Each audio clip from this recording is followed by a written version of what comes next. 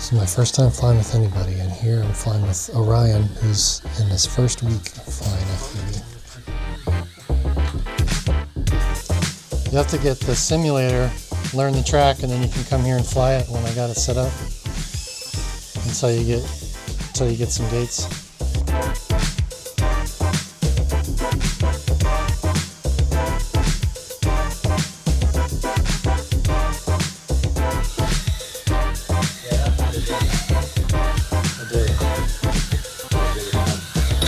Oh, midair!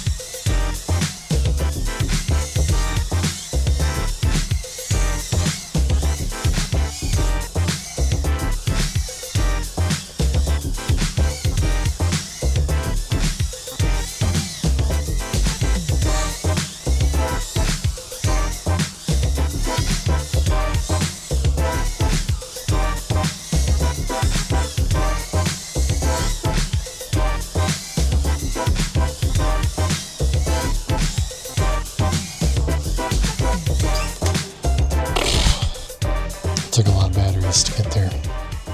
Those are some laps though. Racing.